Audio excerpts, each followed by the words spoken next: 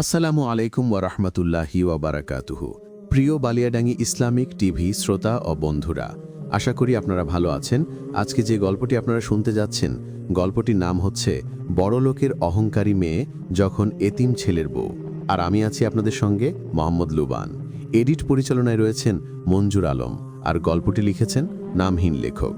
গল্পটি যদি আপনাদের ভালো লেগে থাকে, লাইক কমেন্ট করে চ্যানেলটি সাবস্ক্রাইব করতে ভুলবেন না। তো চলুন বেশি দেরি না করে গল্পে যাওয়া যাক। এদিকে উপরে পাখির রুমের কাছে গেতেই একটা শর্ক খেলাম।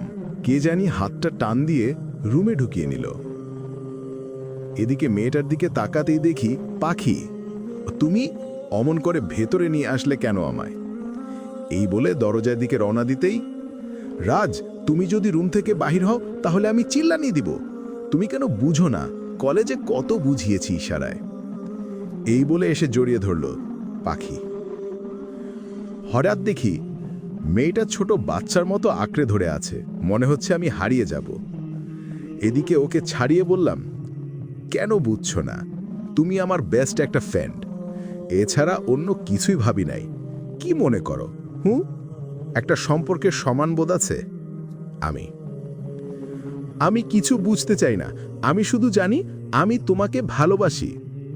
পাখি, তুমি কি পাগল? আমার দ্বারা তোমাকে ভালোবাসা কোনো দিনই পসিবল না। রাজ, দেখো আমি শাড়ি পরতে পাচ্ছি না, প্লিজ পরিয়ে দাও, নইলে আমি চিল্লানি দিব। এদিকে পাখির কথা শুনে মনে মনে বলছি, আল্লাহ, দড়ি ফালাও, বাইয়া বাইয়া উঠা পড়ি, কি করব? কি পরিয়ে দিবে না গো, নাকি চিল্লানি দিব? হ্যাঁ? এদিকে মনে মনে ভাবছি, এই মেয়ে চিল্লানি দিলে মান সম্মান সব চাঁদে উঠে যাবে, তাই চিল্লানি দিতেই মুখটা ধরে ফেললাম। আস্তে আস্তে পাখির কাছে গিয়ে শাড়ি পরিয়ে দিচ্ছি, আর মনে মনে ভাবছি, এমন বন্ধু যেন কোনো ছেলের কপালে না ঝোটে। এদিকে শাড়ি পরিয়ে দেওয়ার সাথে সাথে মেয়েটা আবার জড়িয়ে ধরে বলতে লাগলো, রাজ, একটু জায়গা দাও তোমার বুকে। পাখি, এদিকে ওকে বুক থেকে সরিয়ে বললাম, পাখি প্লিজ, বন্ধুত্বটা রাখো। রাজ, আমি তোমাকে ছাড়া বাঁচব না, কেন বুঝো না? আমার পাগলামিগুলি জানো, জীবনে কোনো ছেলেকে ভালোবাসিনি, কিন্তু যেদিন কলেজে নবীন বরণ অনুষ্ঠানে তোমার সাথে ধাক্কা লাগায়, তোমার চোখে চোখ পড়ে, ঠিক তখনই হারিয়ে যায় তোমার দুষ্টু সে হাসির মাঝে। জানো, সে রাতটা আমি এক মুহূর্তের জন্য ঘুমাতে পারিনি। সারাক্ষণ শুধু তোমার সেই ছবিটা হৃদয়ের হায়নয় ভেসে উঠে। জানো, পরের দিন ক্যাম্পাসে তোমাকে কত খুঁজেছি। পরে জানতে পারি তুমি আমার ডিপার্টমেন্টে পড়ো। তারপর তোমার সাথে বন্ধুত্ব। প্লিজ রাজ, বুকে জায়গা দিতে না পারলেও তোমার বুকের একটা কোনায় জায়গা দাও। কেঁদে কেঁদে পাখি, আমি একটা মানুষ, আর কতবার বলবো তুমি আমার ফ্রেন্ড? আর হ্যাঁ, তুমি যেমন তোমার হৃদয়ে আমাকে জায়গা দিয়েছ, আমিও তেমনি আমার হৃদয়ের আকাশ জুড়ে শুধু একজনকেই ঠাঁই দিয়েছি। সেই শৈশব থেকে তাকেই হৃদয়ে লালন করে রাখছি। আমি মরে গেলেও আমার হৃদয়ের শেষ স্পন্দনটাও শুধু আমার হৃদয়ের রাজকুমারীটার নাম বলবে, আমি। রাজ, জানতে পারি কি তোমার হৃদয়ের রাজকুমারীটার নাম কে? সেই কে মেয়ে? পাখি,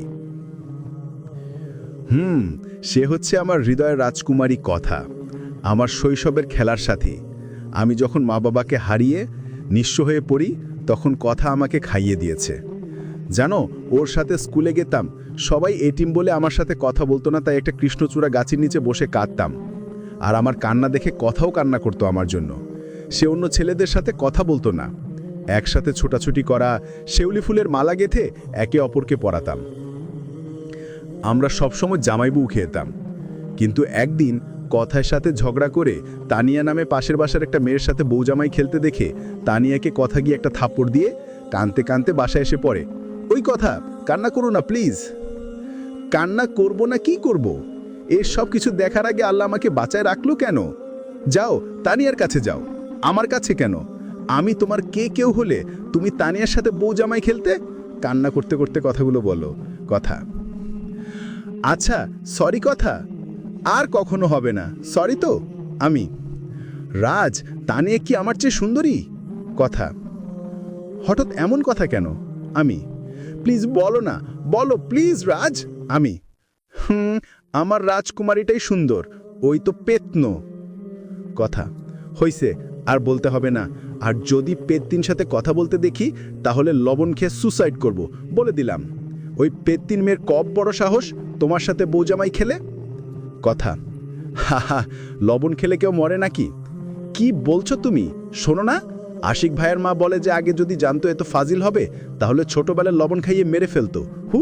তাই বলবাম, এরপর যদি ওই পেত্তির দিকে তাকাও তাহলে আমি সত্যি সত্যি লবণ খাবো। কথা, ওই রাজ, তোদের ঝগড়ো মিটমাট হইছে? হলো, খেতে আসোই। মামি, আসতেছি মা, তুমি খাবার রেডি করো, দিয়ে যাও। কথা, এদিকে মামি খাবার দিয়ে গেল। খাবারের প্লেটটা হাতে নিয়ে কথা আমাকে খাইয়ে দেওয়ার জন্য মুখের কাছে খাবার নিতে চোখ দিয়ে অশ্রুর ফোয়ারা নামতে শুরু করলো। ওই, কাঁদো কেন তুমি? কথা, আমার মতো এতিম ছেলেকে খাইয়ে দেওয়ার কি আছে? আমি, ওই পাগল, চুপ করবা। আরেকবার এতিম বললে কান্না করব কিন্তু। এবার হা করো, সারাদিন তো কিছু খাওনি। আমি মনে হয় কিছুই জানি না। তুমিও তো খাওনি। আমি, আচ্ছা হা করো, খাইয়ে দিচ্ছি। এইভাবে দুজন দুজনকে খাইয়ে দিলাম। রাজ, একটা কথা বলবো, রাগ করবে না তো? কথা, বলো। রাজ, প্রভা আপু অন্ত ভাইকে বলে ভালোবাসে। রাজ, ভালোবাসা কি? কথা, আমিও জানি না কথা, ভালোবাসা কি। তবে মনে হয় এটা ভালো কিছু হবে। তখন আমরা দুজন ক্লাস 3-তে পড়ি। আচ্ছা, ম্যাডামকে বলবো, কেমন? আমি, আচ্ছা, তুমি আমাকে অনেক কষ্ট দিছো, আমাকে একটা পাপ্পি দাও, নইলে আরই। কথা, ওইছি, তুমি পচা, আমার বুঝি লজ্জা করে না? আমি, হইছে, আমার লজ্জাওয়ালা বরটা তানিয়ার সাথে বৌজামাই খেলতে লজ্জা কই রাখছিলা? তানিয়া বললে তো ঠিকই দিতে, এই বলে কাঁদতে লাগলো। কথা, আচ্ছা আমি দিচ্ছি, প্লিজ কেঁদো না, চোখ বন্ধ করো, নইলে আমার লজ্জা লাগে। ওকে, চোখ বন্ধ করলাম। এদিকে কথার কপালে আলতে করে পাপ্পি এঁকে দিলাম।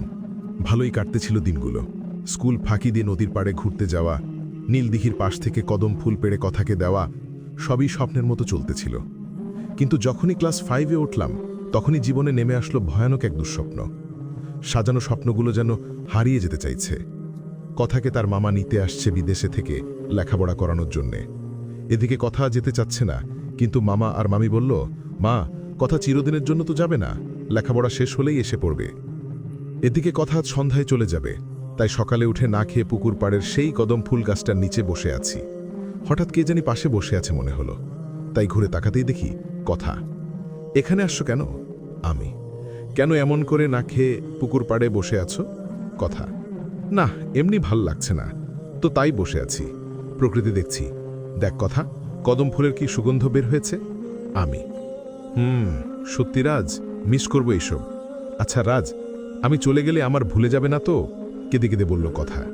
এই, তুমি কাঁদছো কেন কথা? একদম কান্না করবে না। আমি, কি করব বলো, তোমাকে ছেড়ে যেতে খুব কষ্ট হচ্ছে। ভাবছি কান্না করব না, কিন্তু কেন জানি কান্নাটা এসে যাচ্ছে।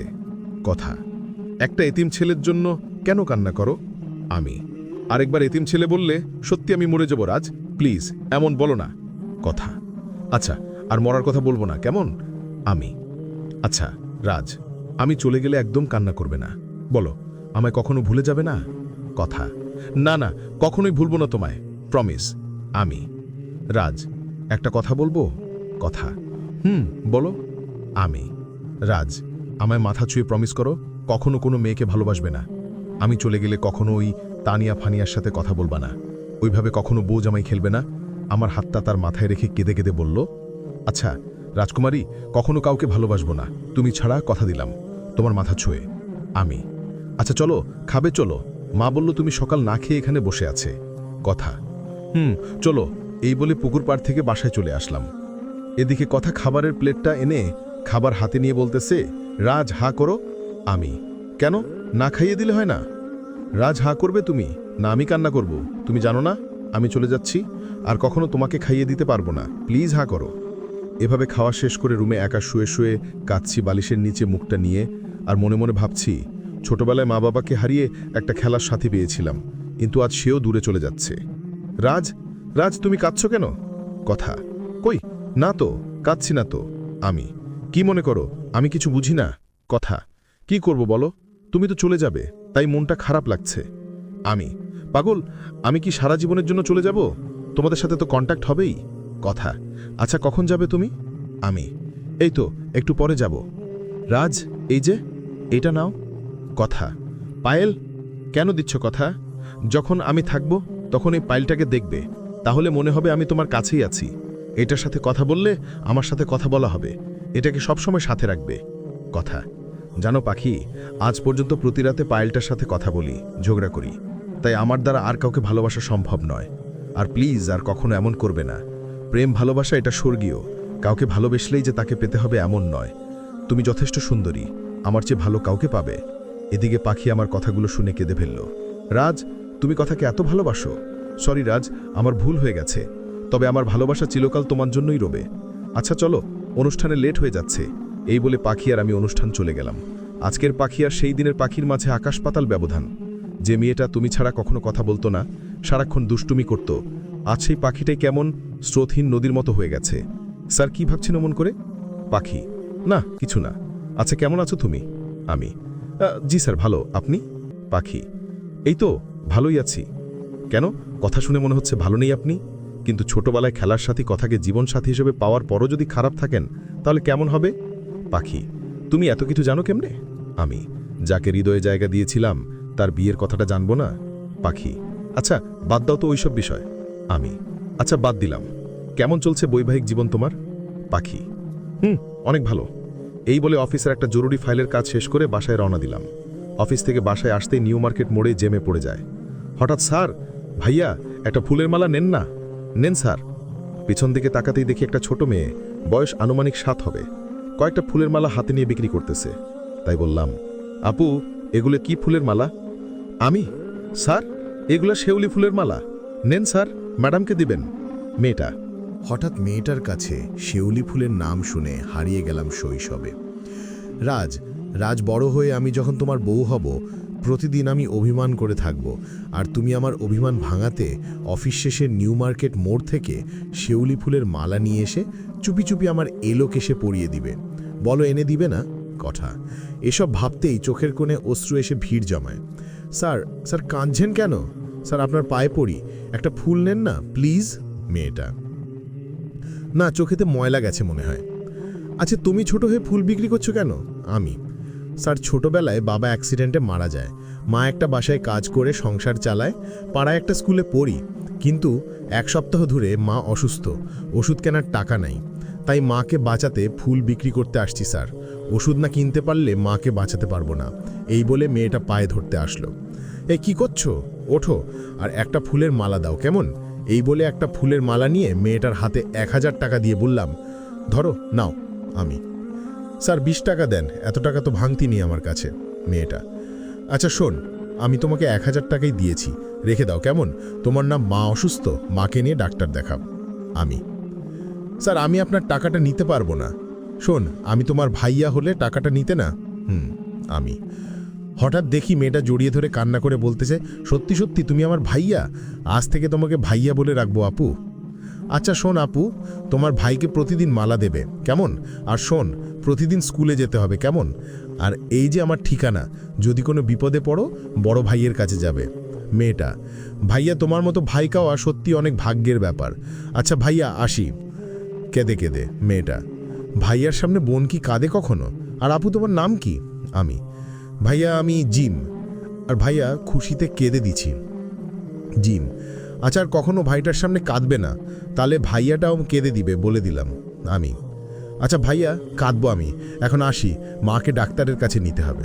জিম, বাসায় এসে দেখি কথা এয়ারুসমে, তাই শেউলি ফুলের মালাটা ড্রেসিং টেবিলের কাছে রেখে আসলাম। আমি, ওই ছোট লোকের বাচ্চা, তুই কি ভাবিস তুই ফুল নিয়ে আসলি আমি তোর প্রেমে পড়ে যাব? কতবার বলবো আমি সজীবকে ভালোবাসি? কথা, সরি আমি জানতাম না ফুলটা নিয়ে আসলে আপনি এমন করবেন। আমি, শোন আর ন্যাকামি করবি না। এই বলে ফুলটা পায়ের নিচে ফেলে নষ্ট করে ফেললো কথা। এদিকে কথার এমন ব্যবহার দেখে নিজেকে আর ঠিক রাখতে পারলাম না, তাই বারান্দার দিকে রওনা দিলাম। আমি, ওই শোন, কখনো মনে করবি না ফুল বা অন্য কিছু এনে আমাকে ইনভলভ করবি তোর প্রতি। মনে রাখিস তোদের মতো এতিমকে করুণা করা যায়, ঘর বাঁধা যায় না। কথা, রাতে শুয়ে শুয়ে ভাবছি যে কথার কাছে নিজেকে এতিম বললে কান্না করত, আর সেই কথাই এতিম ছাড়া সম্বোধন করে না। ডায়েরিটাতে এসব লিখে রেখে ডায়েরির মাঝখান থেকে পায়েলটা বের করে পায়েলটা হাতে নিয়ে বলছি, তুমি না বলেছিলে সেই শৈশবে যে পায়েলটার সাথে কথা বললে মনে করবে আমার সাথে কথা বলবে, কিন্তু আজ তোমার দেয়া পায়েলটাকে নিয়েই বেঁচে আছি, আর তুমি আমার আকাশে চাঁদ হয়ে অন্যের হৃদয়ে আকাশে জ্যোৎস্না বিলাচ্ছ। কি অপরাধ ছিল? তুমি না বলেছিলে আমি কখনো নিজেকে এতিম মনে করব না, কিন্তু আজ তুমি এতিম বলে সম্বোধন করে বলো না কেন? ও সরি, এটা তো পায়েল। তুমি না চোখ থেকে অশ্রুকণা গড়িয়ে পড়তো। এইসব ভাবতে ভাবতে ঘুমিয়ে গেলাম। সকালে ঘুম থেকে উঠতেই দেখি ফোনটা কাঁপছে। ফোনটা হাতে নিতেই দেখি অপরিচিত নম্বর থেকে ফোন। তাই ফোনটা রিসিভ করতেই ফোনের ওপাশ থেকে একটা মেইলি কণ্ঠস্বর ভেসে উঠল। হ্যালো রাজ। জি, কে বলছেন? আমি অপরিচিতা, তোমায় বিরক্ত করার জন্য আগেই ক্ষমা চেয়ে নিচ্ছি। অপরিচিতা: না ম্যাডাম, বিরক্ত কেন হব? হঠাৎ ফোন করলেন কেন? কোনো সমস্যা? শোনো রাজ, মেয়েটা সকাল সকাল জিদ্দি ধরেছে তোমার সাথে কথা বলবে। কি করব বলো? তাই তোমায় বিরক্ত করলাম। হ্যালো বাবাই, তুমি আমায় ভুলে গেছো? কাল অফিস থেকে যাওয়ার সময় আমাকে বলে যাওনি? এদিকে রাইসার মুখে বাবাই ডকটা শুনে কেমন জানি লাগতেছে মনে মনে। কি বলবো, তাই চুপ করে আছি। বাবাই, তুমি তো খুব দুষ্টু। তুমি মহারানীর সাথে কথা বলছো না? জানো না আমার সাথে কথা না বললে তোমার চাকরি থাকবে না। রাইসা: ও মামুনি সরি, আর এমন হবে না। তুমি কি করছো এখন? বসে আছি। আর শোনো, যে কারণে ফোন দেয়া, অফিসে আসার সময় আমার জন্য আইসক্রিম নিয়ে আসবে। বাবাই, এখন রাখি, হোমওয়ার্ক করব। ফোনটা রাখতেই চেয়ে দেখি পিছনে কথা, তাই ফোনটা রেখে ফ্রেশ হতে চলে গেলাম। রুমে আসতেই অবাক হয়ে গেলাম, দেখি কথা কাপড় পড়তেছে, তাই চোখ দুটি হাত দিয়ে বন্ধ করে ফেললাম আমি। এদিকে চোখটা বন্ধ করতে না করতেই করে মনে হলে আকাশ থেকে বিদ্যুৎ চমকালো। ওই ছোট লোকের বাচ্চা বলেই ঠাস করে থাপ্পড় দিয়ে বলতে লাগলো, তোকে কতবার বলেছি রুমে আসলে নক করে আসবি, এর আগে সব দেখেছিস, আবার এখনো না আমার সব শেষ? আল্লাহ, এই লুচ্চা আমার সব দেখে নিয়েছে। ওই ছোট লোকের বাচ্চা বলেই ঠাস করে থাপ্পড় দিয়ে বলতে লাগলো, তোকে কতবার বলেছি রুমে আসলে নক করে আসবি, এর আগে সব দেখেছিস, আবার এখনো না আমার সব শেষ? আল্লাহ, এই লুচ্চা আমার সব দেখে নিয়েছে। আপনি ভুল ভাবছেন, যা মনে করছেন তার কিছুই দেখেনি। তোদের মতো ছোট লোকদের আমার চেনা আছে, মেয়েদের শরীর দেখার শখ। আপনি কিন্তু লিমিট ক্রস করতেছেন। বললাম তো কিছুই দেখেনি। কি তোর মতো ছোট লোকের কাছে লিমিট শিখতে হবে না? আর না, তোর সাথে একই ছাদের নিচে থাকা কোনোভাবেই পসিবল না। তুই আমাকে ডিভোর্স দে, আমি বাবাকে খবর দিচ্ছি, সামনে মাসে আমার জীবন সজীব আসবে। আচ্ছা, আপনি যে বলছেন তাই হবে, তবে প্লিজ মামাকে ডিভোর্সের আগে কিছু বলবেন না। না আচ্ছা, তবে আজ থেকে আমার রুমে থাকবি না, পাশের রুমে থাকবি। তোমা তো ছোট লোকে বিশ্বাস নাই। মনে মনে ভাবছি, আল্লাহর কাছে কি এমন অপরাধ করছি যার জন্য বিয়ের রাতেও স্বামীর অধিকার থেকে বঞ্চিত থাকতে হয়? কি কথা বলছো না কেন? আচ্ছা থাকবো, কেমন, এখন আসি তাহলে। এই বলে চোখটা মুছে পিছন দিকে তাকাতেই দেখি পাখি দরজায়। পাখি, তুমি কখন আসলে? আর আমার বাসা কিভাবে চিনলে? না, আমি তোমার বাসাটা আগের থেকে চিনি, আর তোমার পাশের যে বাসাটা আছে ওইটা আমি কিনে নিয়েছি, তাই অফিসে যাচ্ছি, তোমাকে সাথে নিয়ে যাই কি? আচ্ছা চলো তাহলে। তাহলে চলো। আচ্ছা রাজ, একটা কথা বলবো কি? বলো, কি বলবে এমন? যাকে নিজের জীবনের চেয়ে বেশি ভালোবাসলে আজ সেই মেয়েটা তোমাকে এটিম বলে ডিভোর্স চাচ্ছে? পাখি, আমি জানি না তুমি কি দেখছো নাকি শুনছো, তবে যাই দেখে বা শুনে থাকো তা কাউকে প্লিজ বলো না। তাই বলে আচ্ছা ঠিক আছে, কেউ জানবেন না। এদিকে অফিসে আসতেই দেখি রাইসা চেয়ারে বসে আছে।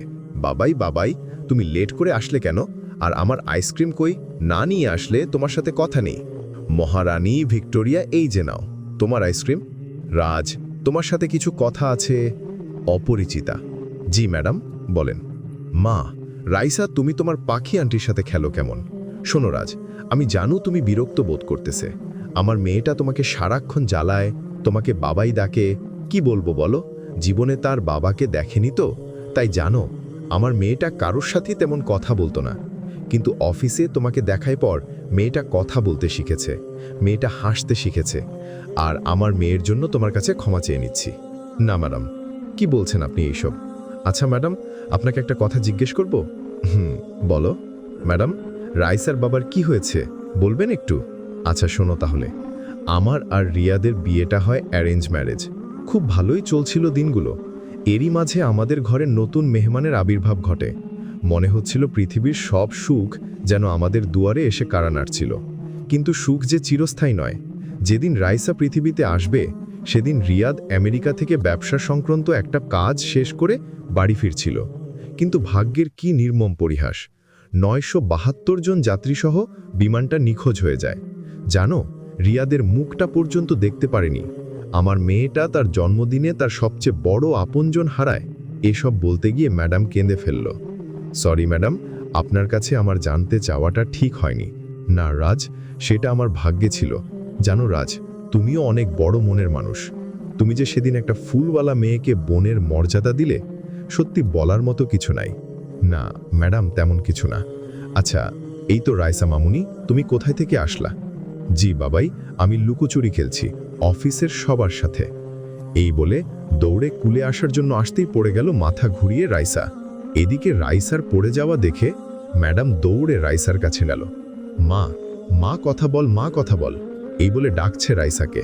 ম্যাডাম এদিকে রাইসার কাছে গেতেই দেখি মহারানীটা সেন্সলেন্স হয়ে গেছে। রাজ দেখো, আমার মহারানীটা কথা বলছে না। জানো রাজ, একে নিয়েই বেঁচে আছি, জীবনের সবটা হারিয়ে, এই বলে কাঁদতে লাগলো। ম্যাডাম প্লিজ কাঁদবেন না ম্যাডাম, চলেন রাইসাকে হসপিটালে নিতে হবে। চলো। এদিকে হসপিটালে নেওয়ার পর যা শুনলাম তাতে নিজের কানকে বিশ্বাস করতে পারলাম না। রাইসার নাকি জন্মের পর থেকে কিডনির সমস্যা, ইতিমধ্যে একটা কিডনি ড্যামেজ হয়ে গেছে। এসব শুনে হসপিটালের একটা কোণে বসে আছি। রাজ, আমার মহারানীর জ্ঞান ফিরেছে। রাইসার জ্ঞান ফেরার কথা শুনে রাইসার বেডের কাছে গেতেই দেখি একটা সন্ধ্যা প্রদীপ যেন নিভু নিভু জ্বলছে।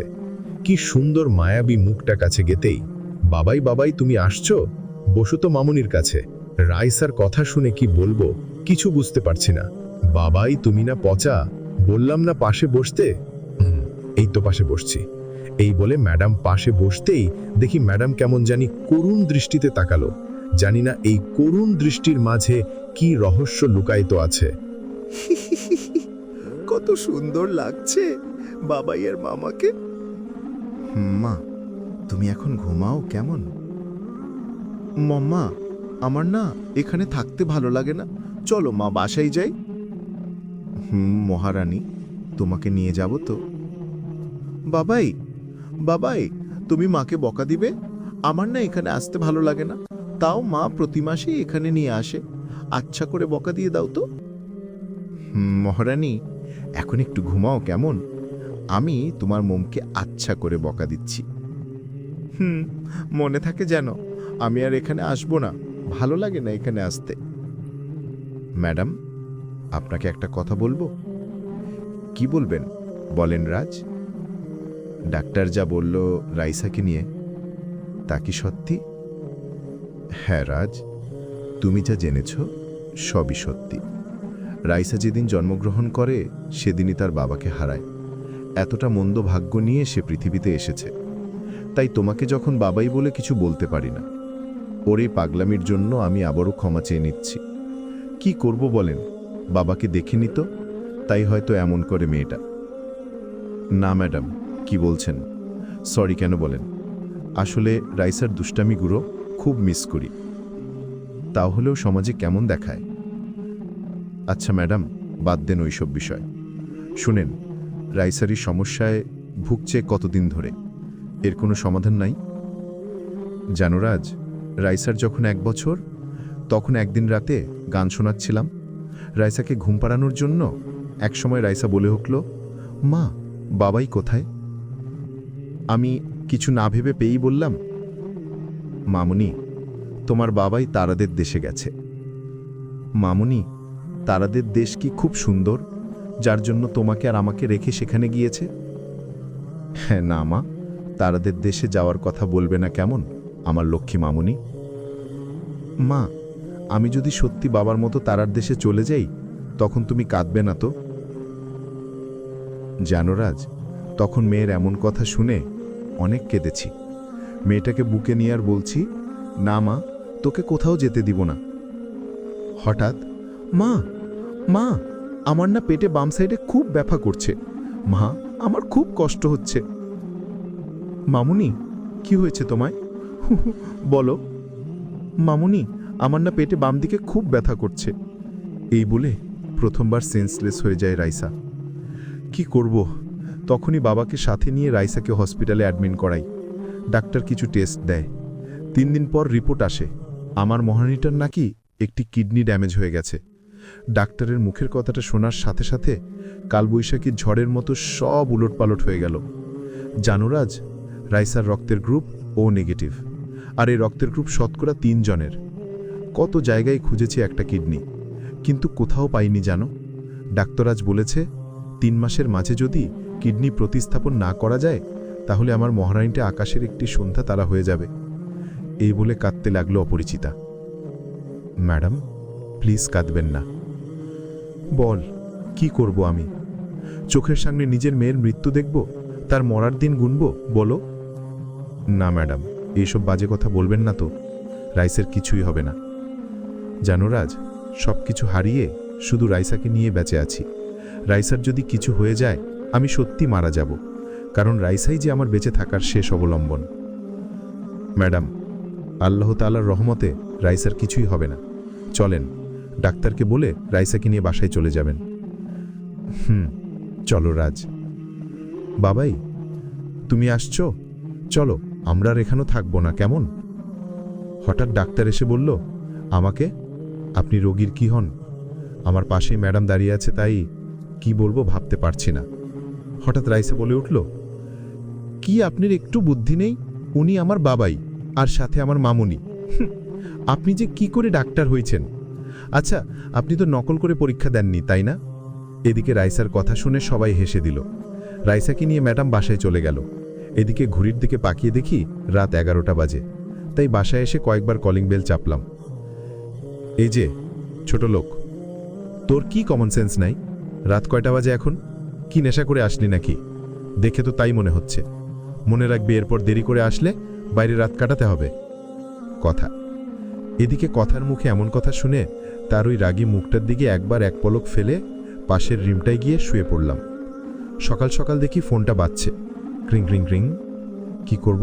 ফোনটা ধরতেই, এই যে মিস্টার, কয়টা বাজে? ফোন ধরতে এত লেট কেন? ঘুমানো হচ্ছে বুঝি? রাইসা। ও মহারানী, তুমি ফোন দিয়েছ? আমি তোমার কথা ভাবছিলাম। এই যে মিস্টার ওয়েট, তোমাকে না বলছি, আমাকে আপনি করে বলতে। আচ্ছা, ভুল হয়ে গেছে, আর বলবো না, এখন রাখি। আচ্ছা, দিলাম ক্ষমা করে। আমায় 2টা পাপ্পি দিবে বাবাই, আর প্রতিদিন সকালে ফোন দিয়ে পাপ্পি দিবে, মনে থাকবে? হ্যাঁ মহারানী, মনে থাকবে। ফোনটা রেখে দিয়ে অফিসে যাওয়ার জন্য রেডি হচ্ছি, ঠিক তখনই, আমার কিছু টাকা লাগবে। রাজ। কত লাগবে বলেন? 10,000 লাগবে, আর টাকাটা এখন লাগবে। আচ্ছা ঠিক আছে, ধরেন। আরও লাগলে বলতে পারেন। নিজের টাকার গরম দেখাচ্ছ? কথা। এদিকে কথার মুখে এমন কথা শুনে তার ওই রাগী মুখটার দিকে একবার এক পলক ফেলে পাশের রিমটায় গিয়ে শুয়ে পড়লাম। না, আপনি যা ভাবছেন তা নয়। শুনো, টাকাটা আমি কেন নিচ্ছি জানতে চাইলে না? কথা। না, জানার প্রয়োজন মনে করিনি আমি। শুনো, তাহলে সামনে মাসের 1 তারিখে সজীব আসবে, তার জন্য কেনাকাটা করব। তুমি চিন্তা করো না, সজীব আসলে সব দিয়ে দিব। কথা। আচ্ছা, আপনার যা ইচ্ছা। আমি। শুনো, কখনো বলো না তুমি আমার সাথে ছিলে, তাহলে সজীব কষ্ট পাবে। কথা।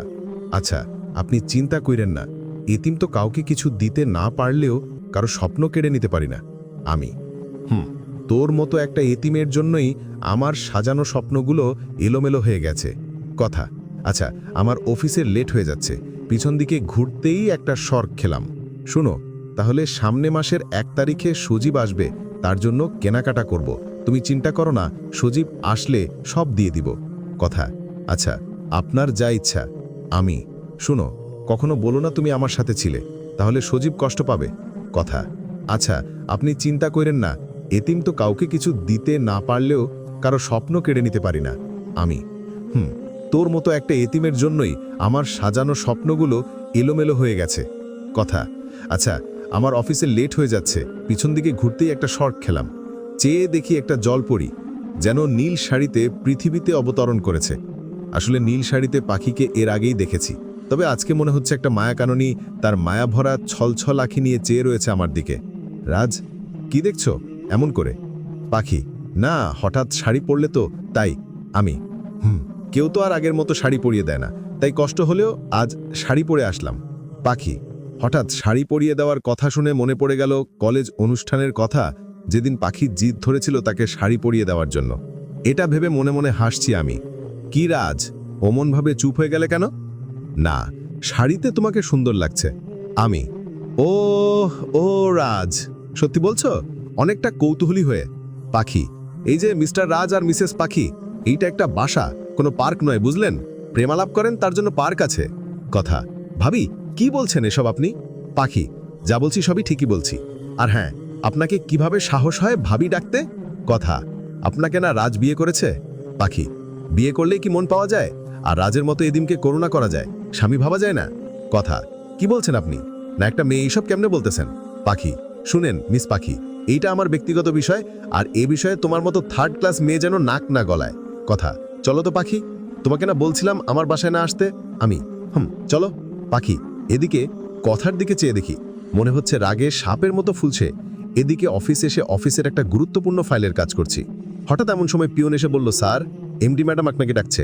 পিয়ন, আচ্ছা তুমি যাও, যে বলো আমি আসতেছি। জি স্যার।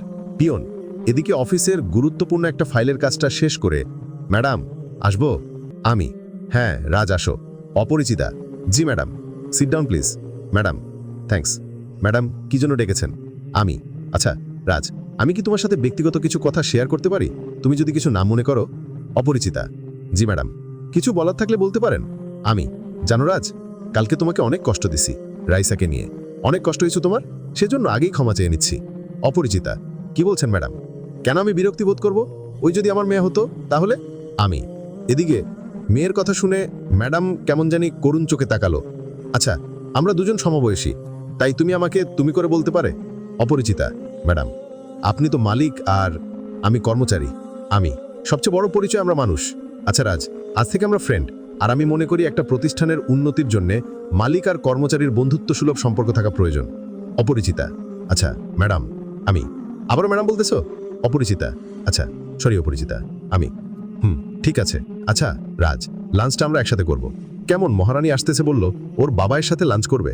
অপরিচিতা, আচ্ছা ঠিক আছে, এখন আসি, কেমন? আমি, আচ্ছা ঠিক আছে। অপরিচিতা, এদিকে ডেস্কের কাছে কাছে এসে একটা শর্ক খেলাম, দেখি কয়েকটা গোলাপ, তার নিচে রঙিন খাম, তাই ফুলগুলো সরিয়ে রঙিন খামটা খুলতেই দেখলাম একটা চিরকুট। মনে মনে ভাবছি চিরকুটটা আবার কে দিল? কেউ নেই তো পাশের ডেস্কে। পাখির দিকে চেয়ে দেখি পাখি মনোযোগ সহকারে কাজ করছে। এদিকে কিছু ভাবতে পারছি না, তাই চিরকুটটা খুললাম। খুলতেই নীলকালিতে লেখা, মেঘের তরঙ্গে বৃষ্টির সুরে। স্মৃতিপটে ভাসে সেই দিন, কল্প পাখায় ভর করে বেড়ানো সেই স্বপ্ন রঙিন। নীলাভ গগন জুড়ে চলছে সেথা রঙিন মেঘের খেলা। অচিন পথে চলছে ভেসে কত অজানা স্বপ্নের ভেলা। জীবনের আঁকে খেয়া পথঘাটে ছিল কত দেনা পাওনা। জানি না কভু মিটিবে স্বপন, শেষ হবে আনাগোনা। স্বপ্নের নীড়ে মনের ক্যানভাস জুড়ে ঘনায়েছে কালো আধার। মনে চিঠির নিচে একটা নাম, তাও এমনভাবে কাটছে মনে হচ্ছে অণুবীক্ষণ দিয়ে দেখলেও বোঝা যাইব না। ভাবলাম কে লিখতে পারে এই চিরকুটটা। হঠাৎ, বাবাই বাবাই, এই দেখো তোমার মহারানী এসে পড়েছে। রাইসা। এদিকে চিরকুটটা পকেটে রেখে বললাম, ও তাই বুঝি, মহারানী চলে এসেছে? আমি, মহারানী চলে এসেছে, কিন্তু মহারানীর মন খারাপ। রাইসা, কেন মহারানীর মন খারাপ কেন? আমি, তুমি পচা, তুমি জানো না মহারানী মাটিতে থাকে না? তুমি এখনো আমাকে কুলে নাও আর পাপ্পি দাও, তাহলে মহারানীর মন ভালো হবে। রাইসা, ও আচ্ছা আচ্ছা, তাই বুঝি মহারানী। এই বলে রাইসাকে কুলে নিয়ে পাপ্পি দিয়ে বললাম, মহারানী বাবাইকে দিবে না? আমি, ওম্মা, বাবাই বাবাই তোমার ডেস্কে গোলাপ ফুল কেন? রাইসা, না মা, ফুলগুলো ভালো লাগছে তো তাই এনে রাখছি। আমি, বুঝছি, মাকে দিবা তাই না? আর লজ্জা পেতে হবে না। শোনো বাবাই, মমকে বলছি আমরা একসাথে লাঞ্চ করব, তখন মমকে তুমি ফুল দিবা, কেমন? রাইসা, মহারানী ফুল না দিলে হয় না? আমি, না না, হবে না, মমকে তুমি ফুল দিব, নইলে আরই। আর শোনো, সারপ্রাইজ হিসাবে ফুলগুলো আমার কাছে থাকবে। লাঞ্চের সময় আমি ফুল বের করে দিব। রাইসা মনে মনে ভাবছি, ফুলগুলো দিল, ফুলগুলো না দিলে এমন বিপদে পড়তে হতো না। বাবাই, কথা বলো না কেন? রাইসা আচ্ছা মহারানী, ঠিক আছে। আমি আমার বাবাইটা কত ভালো। রাইসা এই যে মহারানী বাবাইকে পেয়ে মমকে ভুলে গেছো তাই না? অপরিচিতা আমার বাবা কত ভালো, অবশ্যই তুমিও ভালো। রাইসা হয়েছে হয়েছে, আর বাবার প্রশংসা করা লাগবে না, আসো লাঞ্চ করতে। অপরিচিতা এদিকে লাঞ্চ টেবিলে বসে আছি, হঠাৎ রাইসা বলে উঠল, মম তুমি চোখ বন্ধ করো, বাবাই তোমাকে একটা গিফট দিব। রাইসা মা, চোখ বন্ধ ছাড়া কি গিফট নেওয়া যায় না? অপরিচিতা চোখ বন্ধ করতে বলছি, চোখ বন্ধ করো, নইলে তোমাদের দুজনের সাথেই আড়ি। রাইসা আচ্ছা, চোখ বন্ধ করলাম। অপরিচিতা বাবাই এই নাও, মাকে দাও। রাইসা এদিকে কি আর করব, ফুলগুলো রাইসার হাত থেকে নিয়ে অপরিচিতাকে দিতেই হলো। এদিকে ফুলগুলো দিয়ে নিজের কাছে কেমন জানি লাগতেছে। কি মজা, কি মজা, মম তুমি চোখ খুলো। রাইসা এদিকে অপরিচিতা চোখ খুলেই অবাক হলো। মনে হচ্ছে এক চিলতে রোদ এসে অপরিচিতার মুখে ভর করেছে, আর বাইরে প্রচণ্ড রিমঝিম বৃষ্টি হচ্ছে। অপরিচিতা ফুলগুলো হাতে নিয়ে কিছু বলতে চাচ্ছে, তার আগেই বললাম, চলো লাঞ্চ করি। আমি ঠিক আছে, খাবার শুরু করো। এই যে মহারানী, খাবার নিয়ে বসে থাকতে নেই। অপরিচিতা না, তোমরা দুজন আজ আমাকে খাইয়ে দিবে, সাথে মম তুমি বাবাইকে, বাবাই তুমি মমকে। রাইসা এদিকে রাইসার মুখে খাবার তুলে দেওয়ার পর দেখি অপরিচিতা মুখে খাবার তুলে দিতে চাচ্ছে আমাকে। এদিকে খাবারটা মুখে দিতেই দেখি কথা সামনে দাঁড়িয়ে হাঁপাচ্ছে। এদিকে কথাকে এই মুহূর্তে দেখব তা ভাবি নাই, তাই জিজ্ঞেস করলাম, কি এমন হাঁপাচ্ছেন কেন? আমি রাজ আমার সাথে চলো, বাবা মা অ্যাক্সিডেন্ট করেছে। কথা এদিকে কথার কাছে মামা মামির অ্যাক্সিডেন্টের কথা শুনে মুহূর্তের মাঝে মনের মাঝে কালবৈশাখী ঝড় বয়ে গেল যে মামা মামি বাবা মার মতো লালন পালন করেছে, আজ তারা হসপিটালে। এদিকে খাবার টেবিল থেকে উঠে কথাকে নিয়ে রওনা দিলাম। বাবাই, বাবাই তুমি ওই মেয়ের সাথে কই যাও, মাকে রেখে? রাইসা এদিকে রাইসার মুখে বাবা ডাক শুনে কথা কেমন জানি আমার দিকে করুণ দৃষ্টিতে তাকালো। না মহারানী, আমার একটু দরকার আছে, এই বলে কথাকে নিয়ে চলে আসলাম হসপিটালে।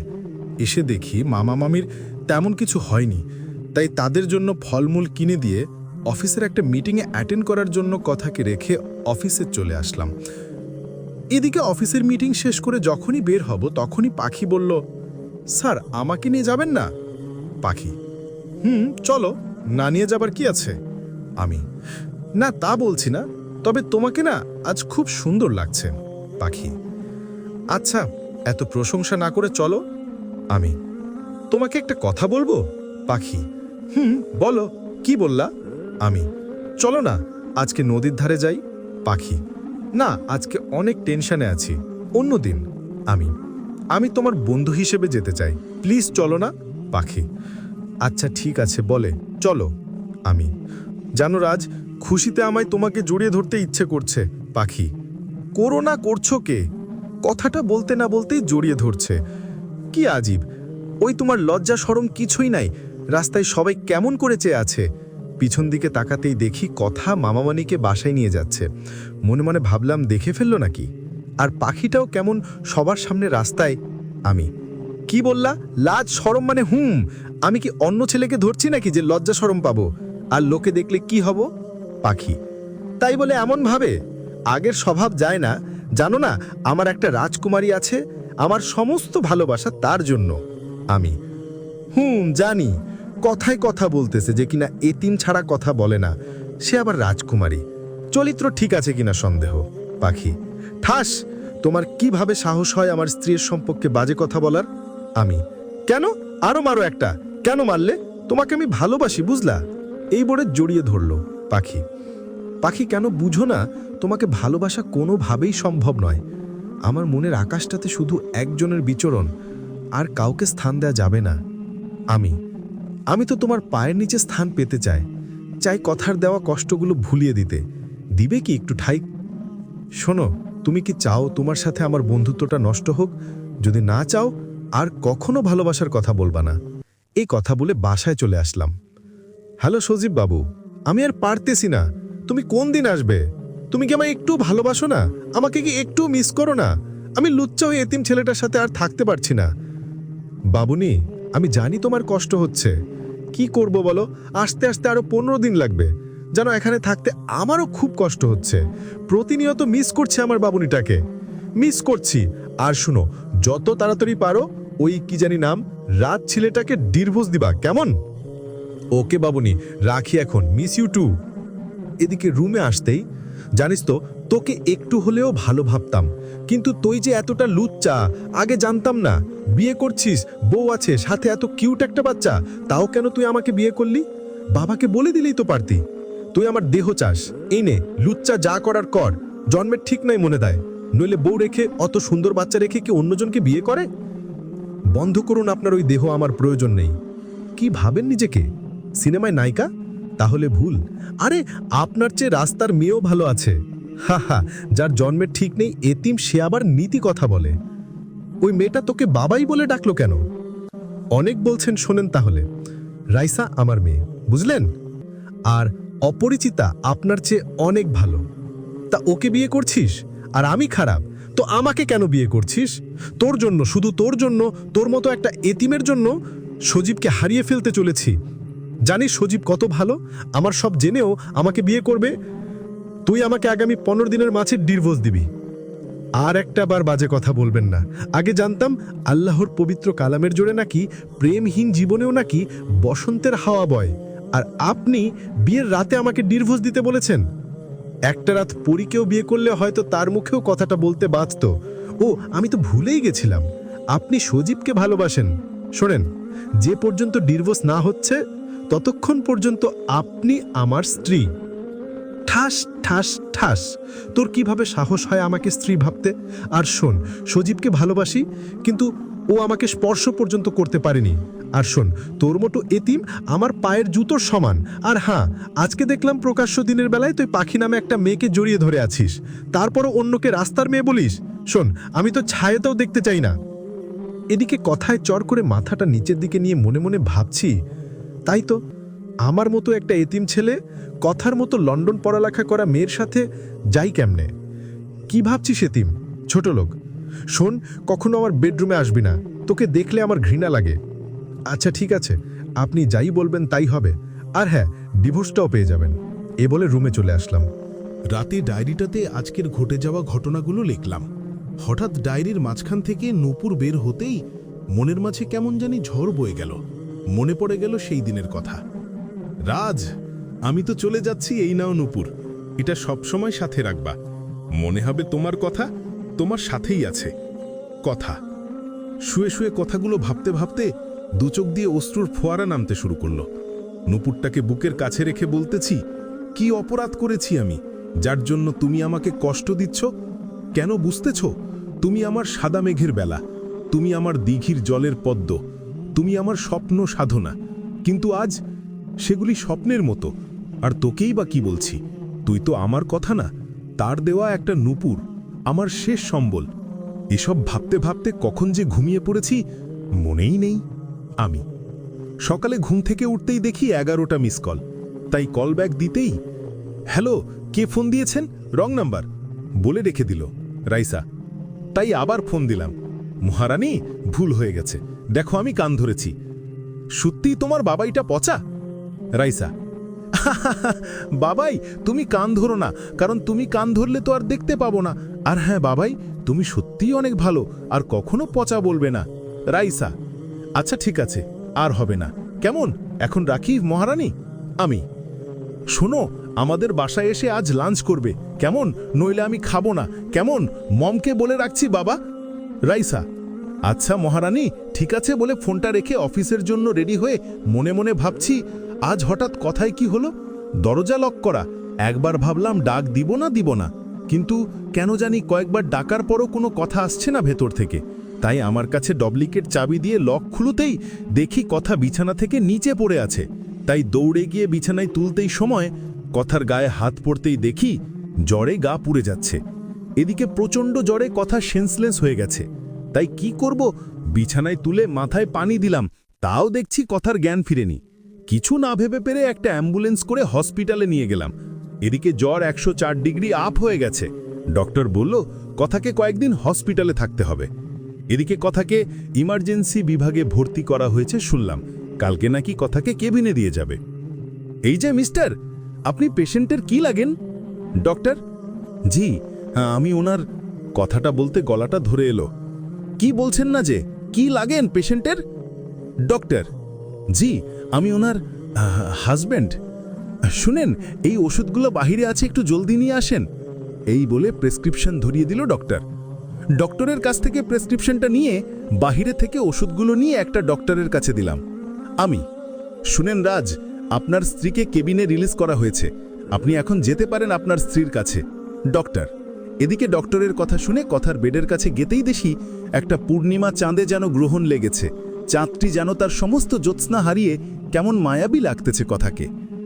আমি এখানে কেন, আর আমি এখানে কিভাবে এলাম? কথা, কাল সকালে আপনি সেন্সলেন্স হয়ে গিয়েছিলেন, তাই আপনাকে হসপিটালে অ্যাডমিট করা হয়েছে। ডক্টর বলেছে আপনাকে 3 দিন হসপিটালে থাকতে হবে। আমি, সুজীবকে বলেছিস আমার অসুস্থতার কথা? কথা, জি বলেছিলাম, আর মামা মামিকে জানাইনি, এমনিই তারা অসুস্থ মানুষ, যদি চিন্তা করে। আমি, ঠিক আছে। কথা, নার্স এসে কথাকে ঘুমের ইঞ্জেকশন দিয়ে দিল। এদিকে দেখি মায়াপরীটা ঘুমিয়ে গেছে। হঠাৎ পকেটে থাকা ফোনটা বাজতেছে। এদিকে ফোনটা পকেট থেকে বের করে নাম্বারটা দেখি, ঘড়ির দিকে তাকালাম, দেখি বিকেল 5টা বাজে, আর রাইসা তো বলেছিল যে আমার সাথে লাঞ্চ করবে। তাই ভয়ে ভয়ে ফোনটা ধরলাম, আর ফোনটা ধরতেই ফোনের ওপাশ থেকে, হ্যালো রাজ, তুমি কোথায়? প্লিজ বাসায় এসো, রাইসা দুপুর থেকে কিছুই খাচ্ছে না, রুমের দরজা বন্ধ করে রাখছে, দরজা খুলছে না, প্লিজ তুমি বাসায় এসো। অপরিচিতা। হসপিটালে নার্সকে কথার দেখাশোনার কথা বলে একটা সিএনজি করে রাইসাদের বাসায় গেলাম।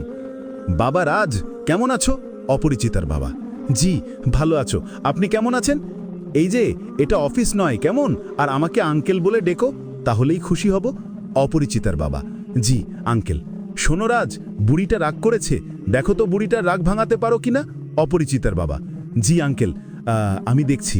এই বলে রাইসার রুমের কাছে গেতেই রাইসা জানালার কাছে ছিল, সেখান থেকে চলে গেল ভিতরে। তাই ভয়ে ভয়ে ডাক দিলাম, মহারানী দরজাটা খুলো না প্লিজ। আমি কারোর মহারানী না, বুঝলেন, আপনি চলে যান। রাইসা, প্লিজ মামুনি, আমার একটা কথা শুনো। আমি কারো কথা শুনবো না, আমার কথা তো কারো মনে পড়ে না। রাইসা, কে বলছে মহারানীর কথা মনে পড়ে না? সব সময় মনে পড়ে। আমি, ছাই পড়ে, তোমার সাথে কথা নেই। রাইসা, সত্যি রাইসার বাবাইটা পচা, রাইসাকে কষ্ট দেই। আমি, সাবধান, খুন করে ফেলবো। রাইসার বাবাই অনেক ভালো, মাঝে মাঝে দুষ্টুমি করে। রাইসা, তাহলে মামনি দরজাটা খুলো প্লিজ। আমি, না না, দরজা খোলা যাব না। রাইসা, তাহলে আর কি করব? আইসক্রিম আর পুতুলটা আমার ছোট্ট আপি আদিবাকে দিয়ে দে, কেমন? আমি, কথাটা বলতেই দেখি দরজা খুলে। ওই বাবাই, কি বললা তুমি? মহারানীর জিনিস অন্যকে দিবা? এই বলে সামনে দাঁড়ালো। কি করব? তুমি দরজা খোলো না, তাই আদিবাকে দিয়ে দিব। জানো, আদিবা আপুটা না অনেক সুইট, কত সুন্দর করে কথা বলে। আমি, করে কেঁদে দিল রাইসা, আর বলতে লাগলো, আদিবা সুইট না, ওই মিষ্টি কথার মাঝে আমি লবণ দিব, আর আমি পচা। যাও, তোমার সাথে কথা নাই, তোমার সুইট না লবণ আপি ওর কাছে যাও, আমি তো তোমার কেউ না। এই বলে আরো বেশি করে কাঁদতে লাগলো রাইসা। এদিকে মিথ্যা বলেও তো আরো বিপদে পড়লাম। রাইসা তো কেঁদে একদম শেষ। তাই বললাম, কে বলছে আমার মহারানী পচা? আমার মহারানী কত ভালো। মহারানী আদিবা নাবে কোনো সুইট আপি নেই। তোমাকে রাগানোর জন্য বলেছিলাম, বুঝলা? আর কেঁদো না, তুমি কাঁদলে আমি কাঁদবো।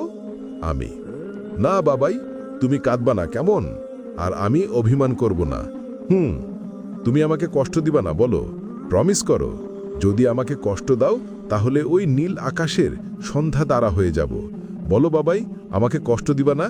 রাইসা, আচ্ছা মহারানী এমন কথা কেন বলো? তুমি তোমার বাবাইকে রেখে কোথাও যেতে পারবে না, আর আমি প্রমিস করলাম মহারানীকে কষ্ট দিব না। আমি ওকে বলবো না বাবাই। চলো, অনেক ক্ষুধা লাগছে, খাইনি, সাথে মমও জানো। আমি মমকে বলেছি বাবাই আসলে তুমি একটু পরে আসবে, তুমি থাকলে বাবাইকে বকা দিতে পারবো না। ঠিক বলেছি না বাবাই? রাইসা মহারানী ঠিক বলেছ। আমি মা কোথায় গেলে? বাবার সাথে আর লুকোচুরি করো না, এখন আসো, খুব ক্ষুধা লাগছে। রাইসা এদিকে রাইসার কথা শুনে অপরিচিতা আসতেই, রাইসার একটা খেলনা গাড়িতে বাজতেই একটা শর্ক বুকের উপর ভারী কিছু অনুভব করছি। এদিকে কোমরটা তো গেলেই, সাথে আঙ্কেল যদি দেখে। তাই যখনই উঠতে যাব দেখি অপরিচিতা কি মায়াবী চোখ নিয়ে করুণভাবে চেয়ে রয়েছে। জানি না এই কাজল কালো চাহনির মাঝে কি অজানা রহস্য লুকিয়ে আছে, তাই নিজে নিজে চোখটা সরিয়ে নিলাম। কি মজা কি মজা, মা বাবাইয়ের উপরে পড়ে গেছে। রাইসা এদিকে রাইসার কথা শুনে অপরিচিতাকে উঠতে বললাম। এদিকে অপরিচিতা উঠে কেমন জানি লজ্জায় লাল হয়ে গেল। সরি, তোমার কোথাও লাগেনি তো? আমি না লাগেনি, ভুলটা হয়েছে আমার, তাই সরি আমার বলা উচিত ছিল। অপরিচিতা হি শুনেছি আল্লাহ যা করে ভালোর জন্যই করে, তাই সরি বলা লাগবে না। চলো বাবাই মম তুমিও চলো, খাবো এখন। রাইসা চলো। অপরিচিতা হঠাৎ খাবার টেবিলে রাইসাকে খাইয়ে দিবার সময়ও দেখি অপরিচিতা লজ্জায় লাল হয়ে আছে। লজ্জা পেলে যে মেয়েদের এত মায়াবী দেখায়, আজ না দেখলে হয়তো বিশ্বাস করতে পারতাম না। এদিকে ঘড়ির দিকে তাকিয়ে দেখি রাত 7টা বাজে। হঠাৎ কথায় কথা মনে পড়তেই মনটা জানি কেমন করে উঠল। তাই রাইসাকে পাপ্পি দিয়ে হসপিটালে এসে পড়লাম। এসে দেখি কথা এখনো শুয়ে আছে, তাই কথার বেডের কাছে গিয়ে বসলাম। কিছুক্ষণ পর কথার ঘুম ভেঙে যায়। তুমি এখানে কি করছো? কথা কিছু না, ভালো লাগতেছে না তাই বসে আছি। আপনি কিছু খাবেন? আমি কথা আমার কথা শুনে হ্যাঁ সূচক জবাব দিল। তাই ঝুড়িতে রাখা একটা আপেল কেটে কথাকে দিলাম। এভাবে কাটলো 3টা রাত, আর প্রতিটা রাত কথার পাশে বসে কাটিয়েছি। আল্লাহর কাছে প্রার্থনা করেছি যেন আমার জীবনটাকে সুস্থতা দান করে। শুনেন মিস কথা, 7 দিন পর আবার আসবেন, কিছু টেস্ট করাতে হবে। আর এখন আপনারা বাসায় যেতে পারেন। ডাক্তার হসপিটাল থেকে রিলিজ হওয়ার পথে রাস্তার এক সাইডে দেখি জিম দাঁড়িয়ে আছে, তাই জিমের সাথে দেখা করে ওর পড়াশোনা আর ওর মার জন্য কিছু টাকা দিয়ে গাড়িতে করে বাসায় আসলাম। এই তুমি কি করছো? এই শরীরে রান্নাঘরে কেন যাচ্ছ? আমি কেন, কি হয়েছে? আমি রান্না করতে পারবো, নিজেরটা তাও তোর মতো এতিমের রান্না করা খাবার খাবো না। কথা ঠিক আছে, শুনেন আপনাকে আগামী 5 দিনের মাঝে ডিভোর্স দিব, কিন্তু একটা শর্ত আছে। এদিকে শর্তের কথা শুনে কথা অনেকটা বিচলিত হয়ে পড়ে। কিছু বলছেন না যে? আমি কিছু বলছেন না যে? আমি আচ্ছা বলো কি এমন শর্ত, বাজে কিছু শর্ত দিবে না। কথা সেটা আমার বিষয়, আপনি শর্তে রাজি কিনা বলেন। কথা আচ্ছা বলো এমন কি শর্ত। কথা ওকে প্রমি। আমি হ্যাঁ প্রমিস।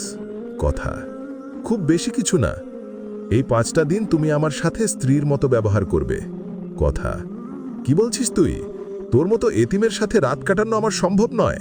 কথা চুপ করবেন, আমি আপনার সাথে রাত কাটাতে চাইনি এবং কি স্বামীর কোনো অধিকারও ফলাতে চাইনি, কারণ আমি জানি একটা লন্ডন পড়ুয়া মেয়ের সাথে আমার মতো এতিমের যায় না। কথা তাহলে তুই কি চাস? শোনেন, আমি চাই 5টা দিন আপনার একটা বন্ধুর মতো সারাক্ষণ পাশে থাকতে। আর আপনি তো অনেক অসুস্থ। আর হ্যাঁ, আশা করি 5 দিনের মাঝে আপনি সুস্থ হয়ে যাবেন, আর 5 দিনের মাঝে আপনার ডিভোর্স লেটারটাও পেয়ে যাবেন। আমি আচ্ছা, আমি শর্তে রাজি, কিন্তু তুই আমার কাছে স্বামিত্ব ফালাতে আসবি না। কথা আচ্ছা, আমি কখনো স্বামিত্ব ফালাতে আসব না, কিন্তু আপনি আপনার শর্ত লঙ্ঘন করছেন। আমি মানে আমি আবার কি শর্তে লঙ্ঘন করলাম? কথা এখন থেকে তুই নয় তুমি, মনে থাকবে? আমি আচ্ছা ঠিক আছে। কথা ঠিক আছে, চলো খাবে? আমি চলো। কথা এদিকে বিয়ের প্রথম আজ আমরা দুজন মিলে ব্রেকফাস্ট করলাম। কেমন জানি ভালো লাগা কাজ করছে। ক্রিং ক্রিং ক্রিং ফোনটা বাজছে। ফোনটা ধরতেই বাবাই বাবাই শুভ সকাল, তুমি কেমন আছো বাবাই? রাইসা জি মহারানী, ভালো আছি, তোমাকেও শুভ সকাল। রাইসা বাবাই তুমি ও কিপটে কেন? রাইসা তাই বুঝি মহারানী, তো আমি কি কিপটে করলাম তুমি কি বলবে আমায়? আমি না, বলা যাবে না। রাইসা, প্লিজ বলো না মহারানী। আমি তুমি আমাকে শুভ সকাল বললে, কিন্তু একটা পাপ্পিও দিলে না। আর মমের কথা তোমার মনেই থাকে না। তুমি মমের সাথে ফোনে কথা বলো না, এখন কথা বলবে কেমন? আর এখন সবার আগে আমাকে 2টা পাপ্পি দিবা। রাইসা, আচ্ছা মামনি, তোমাকে পাপ্পি দিচ্ছি। অম্মা, অম্মা। কিন্তু কোনো রিয়্যাক্ট নেই। পাশে থেকে রাইসার কণ্ঠ শোনা যাচ্ছে, কি মজা, কি মজা, বাবাই মমকে পাপ্পি দিয়েছে। বাবাই আর মম বোকা, হে হে। রাইসা, এদিকে রাইসার কথা শুনে কি বলবো? ফোনের ওপাশ থেকে কোনো শব্দ আসছে না, শুধু রাইসার কথা শোনা যাচ্ছে। তাই ফোনটা কেটে দিলাম। আমি কি ফোন করেছিল তোমায়? কথা, রাইসা ফোন দিয়েছিল। ও ও তোমার মেয়ে তাই না? কথা, জি। আচ্ছা আমি আসি কেমন, লেট হয়ে যাচ্ছে অফিসের। আমি দেখে যেও। কথা, অফিসে গিয়ে আজকেও আরেকবার শখ খেলাম। আজকেও কে জানি কয়েকটা গোলাপ আর একটা চিরকুট রেখে দিয়েছে। আমি বুঝতেছি না কি যাচ্ছে আমার উপর দিয়ে। প্রতিদিন কে এমন করে ডেস্কে ফুল রেখে যায়। তাই ফুলগুলো সরিয়ে চিরকুটটা হাতে নিলাম। চিরকুটে সেদিনের মতো চিরকুটে আজকেও কিছু লিখেছে। সবারই তো ইচ্ছে করে একজনকেও হাতটা রাখো, হাতের বাজে মেঘ হয়ে এসে অন্ততকাল আমারই থাকো। সবারই হয় ইচ্ছে পূরণ, আমায় কেন হয় না একা? এমন দুঃখ অনেক, দুজন কেন হয় না? ইতি রাজকুমার, হিনা রাজকুমার। চিরকুটটা পড়ে এদিক ওদিক তাকিয়ে দেখছি। পিছনের ডেস্কে পাখির দিকে তাকিয়েও দেখি পাখি মনোযোগ সহকারে কাজ করছে। রাজ, তুমি আমার ডেস্কে একটু আইসো তো, যদি ফ্রি থাকো। অপরিচিতা, আচ্ছা ঠিক আছে, আপনি যান, আমি আসতেছি। আচ্ছা রাজ, তোমার চেয়ে আমি ছোটই হব, আর তুমি আমার খুব ভালো একটা বন্ধু। তুমি করে বললেই খুশি হব। অপরিচিতা, আচ্ছা ঠিক আছে, তুমি যাও, আমি আসতেছি। ঠিক আছে। অপরিচিতা, এদিকে অনলাইনে একটা মেল বিদেশে পাঠিয়ে অপরিচিতার রুমে গিয়ে নক দিলা। আমি, রাজ ভেতরে আসো। অপরিচিতা, ভেতরে এসে বসতেই, রাজ তোমাকে কিছু বলতে চাই, বিষয়টা ব্যক্তিগত, তারপরও তুমি যদি কিছু না মনে করো তাহলে বলতে পারি। অপরিচিতা, আচ্ছা তুমি বলো, কি এমন কথা? আমি, জানো রাজ, জন্মের পর আমার মেয়েটাকে কখনো এইভাবে হাসি খুশি দেখেনি, যা এতদিন তোমার সাথে মিশে হাসি খুশি থেকেছ। জানো, মাঝে মাঝে অনেকটা দুষ্টুমি করে, যেমন আজ সকালে, যা কোনোভাবেই ভালো দেখায় না। আর আজকের সকালের বিষয়টার জন্য ক্ষমা প্রার্থী। কি করব বলো, মেয়েটার মৃত্যুর দিন গুনতে হচ্ছে, তাই রাগ করে কিছু বলতেই পারি না। কেঁদে দিয়ে। অপরিচিতা, কি বলো তুমি এইসব? অপরিচিতা, যদি আমার মেয়ে হতো তাহলে এমন করলে আমি কি করতাম? শোনো, রাইসার মৃত্যুর কথা কখনো বলবে না, রাইসার কিচ্ছু হবে না। আমি, কি বলো তুমি এসব? অপরিচিতা, রাজ, বাস্তবকে আমাদের মেনে নিতেই হবে। কি করব বলো, কত জায়গায় খুঁজেছি, কোথাও কিডনি ম্যানেজ করতে পারিনি। আমি, শোনো অপরিচিতা, রাইসার কিচ্ছু হবে না, আল্লাহর প্রতি বিশ্বাস রাখো কেমন? সেটাই। আমি, বিকেলে অফিস শেষ করে যখন রওনা দিব, ঠিক তখনই কে যেন পিছন থেকে হাত ধরে ফেলল। তাই পিছন দিকে তাকাতেই দেখি পাখি। ওই পাখি, কি ব্যাপার, হঠাৎ হাত ধরেছে কেন? আমি, কই ছিলে কালকে, অফিসে আসনি? আমার বুঝি টেনশন হয় না? পাখি, কি বলো এসব? শোনে, আবারও বলছি, তুমি আমার ভালো একটা ফ্রেন্ড, জাস্ট এইটুকু। আমি, শোনো রাজ, আমি তোমার ফ্রেন্ড হয়, তাহলে অপরিচিতা ম্যাডাম কি তোমার বউ হয়? অমনভাবে খাইয়ে দাও, কথা বলো। ঠাস ঠাস ঠাস, কি বলো তুমি? নেক্সট টাইমে আমার সাথে কন্ট্যাক্ট করার চেষ্টা করবা না। ঠিক আছে, রাতে বুঝবা। মানে কি বলছো এইসব? কিছু বুঝতেছি না। সময় হলে ঠিকই বুঝবা, এই বলে চলে গেল। রাতে বাসায় এসে দেখি কথা শুয়ে পড়েছে। মনে মনে ভাবছি, কথা কি খেয়েছে? ভাবতে ভাবতে ডাক দিলাম, কথা, তুমি কি খেয়েছো? না, আমি খাইনি, তুমি খেয়ে নাও। কেমন মাথাটা জানি কেমন করছে। আমি কি তোমার রুমে আসব? আচ্ছা আসো। এদিকে একটা ডিম বাজি করে কথায় জন্য খাবার নিয়ে গেলা। কথা, ওঠো, এই খাবার খেয়ে নিও কেমন? না, তুমি খেয়ে নাও, আমি খাবো না, আমার হাতে ব্যথা পাইছি তাই খাবো না। এদিকে কথার হাতের দিকে তাকাতেই দেখি ব্যান্ডেজ, মনে হয় অনেকটা কেটে গেছে। তাই বললাম, আচ্ছা তুমি হা করো, আমি খাইয়ে দিচ্ছি। না, বললাম তো আমার খিদা নেই। কথা, কথা, এমন করো কেন? আমি বলছি হা করো। রাজ, বেশি হয়ে যাচ্ছে কিন্তু। কি জানি বলতে গিয়েও থেমে গেল। কথা, কথা, শর্তে কিন্তু এই কথা ছিল না। আচ্ছা, আমি হাঁ করলাম, খাইয়ে দাও। কথা, এদিকে কথাকে খাইয়ে দিচ্ছি, হঠাৎ কথা বলে উঠল, তুমি খাবে না, সব আমাকেই খাইয়ে দিচ্ছ। কথা, যেন কথা, আমি অফিসে খেয়ে এসেছি। রাজ, তোমার চোখ বলছে তুমি মিথ্যে বলছো। আচ্ছা, তুমি খেয়ে নিও, নাও, পরে আমি খাবো।